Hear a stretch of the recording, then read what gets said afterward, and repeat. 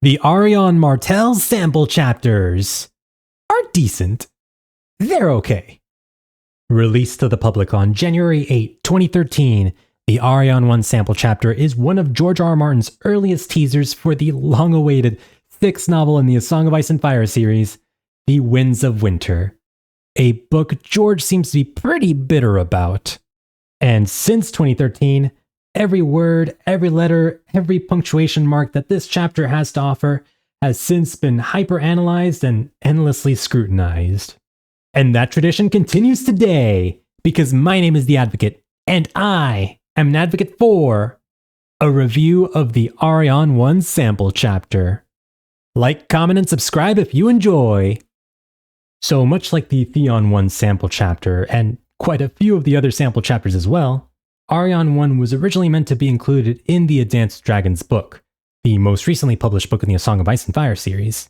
However, when George R.R. Martin ran into the manuscript page limit for that book, he inevitably had to make some cuts to bring Dance down to a publishable length, which meant pushing several chapters originally intended for A Dance with Dragons back into the Winds of Winter. But even if I hadn't known that backstory, I think I still would have suspected that something was off, because the timing of events in Arianne I seems to line up far more naturally with A Dance with Dragons than it does with the Winds of Winter. Especially since Arianne shows no awareness of her brother Quentyn Martell's death in this chapter, which strongly suggests that this sampler takes place before Quentyn's final dance chapter.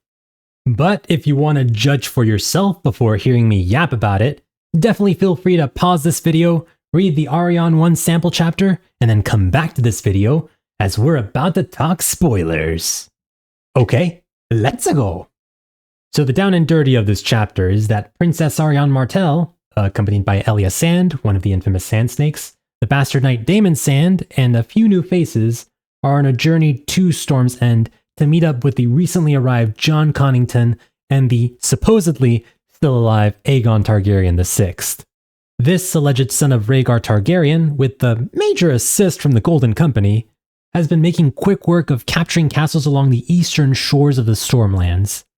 However, while the Golden Company has gotten the Targaryen princeling this far, Connington, Aegon's adult guardian, knows that they can't keep going at it alone forever. So, to certify that Aegon holds the lands that he has captured and will continue to capture, Jon Connington has sent a letter to Dorne Martell, Arianne's father and Prince of Dorne, seeking their support for an upcoming campaign to take over King's Landing. If successful, it would mean a restoration of the old alliance between House Martell and House Targaryen, with both ruling Westeros together. Just like those good old days of Prince Rhaegar and Princess Elia of yore.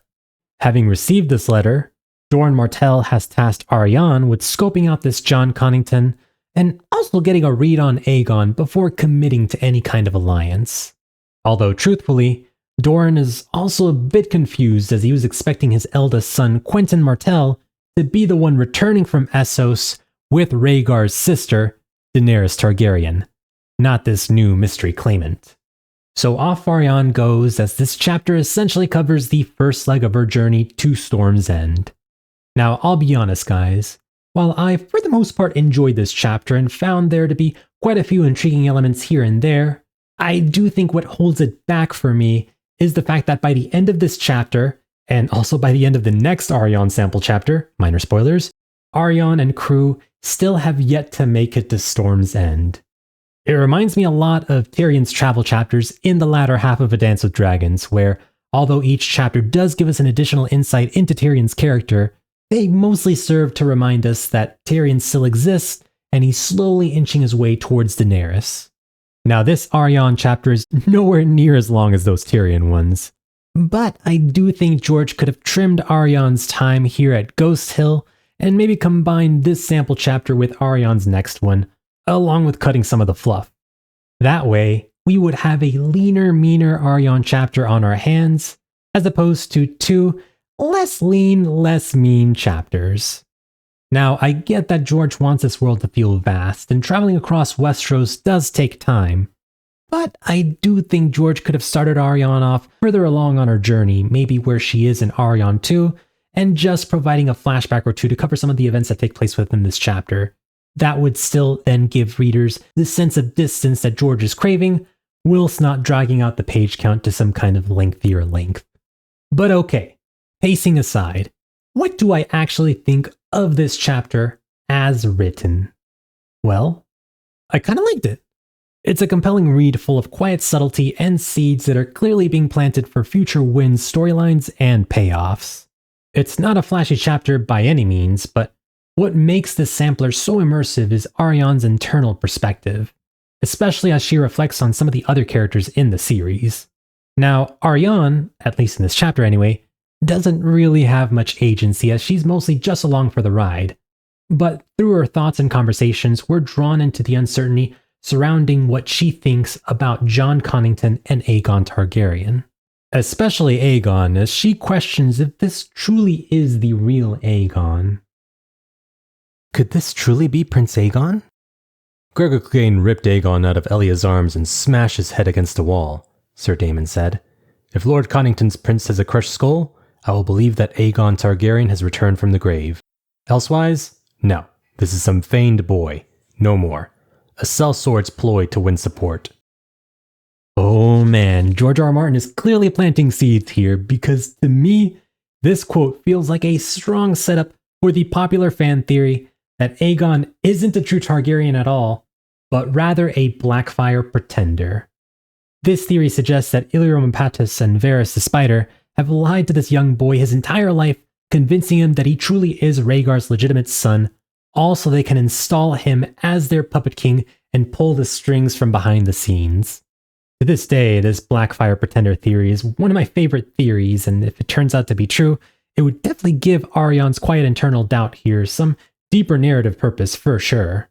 Similarly, although not quite as central to the plot, Arianne's thoughts on Jon Connington never having taken a wife or a paramour also add depth to Connington's character and support another long-standing theory, namely that Lord Connington may never have been attracted to women at all, but instead harbored unspoken feelings for one man, his loyal friend and companion, Prince Rhaegar Targaryen. Now, this is all just fan speculation, but given the lengths that Jon Connington has gone to in order to place this alleged Aegon on the Iron Throne, it does lend weight to the idea that Connington is not acting out of duty, but out of love.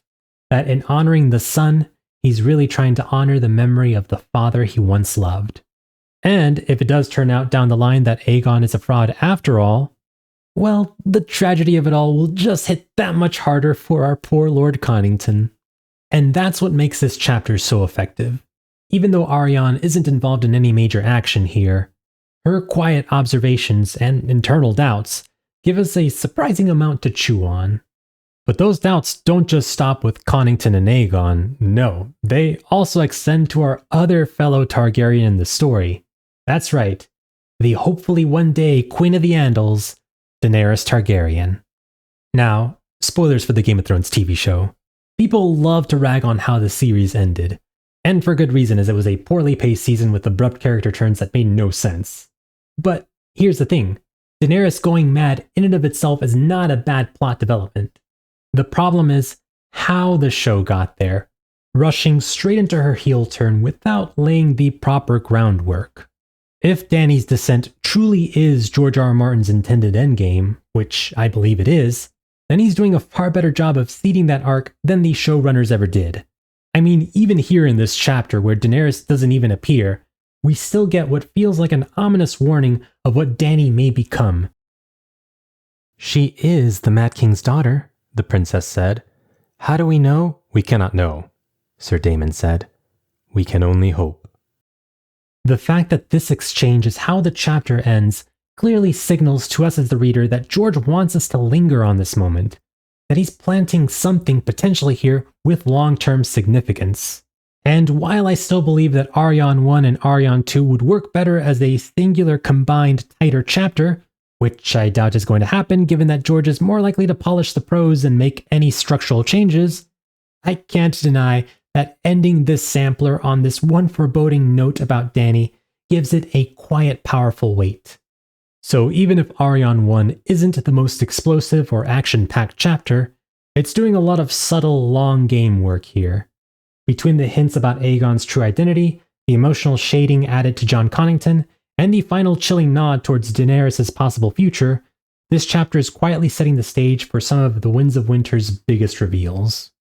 And that, my friends, is Arianne I.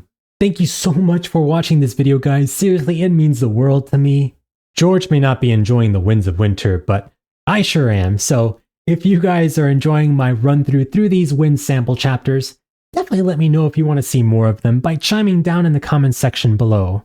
Regardless, stay tuned to my community posts for future updates, and until next time, the Advocate, out.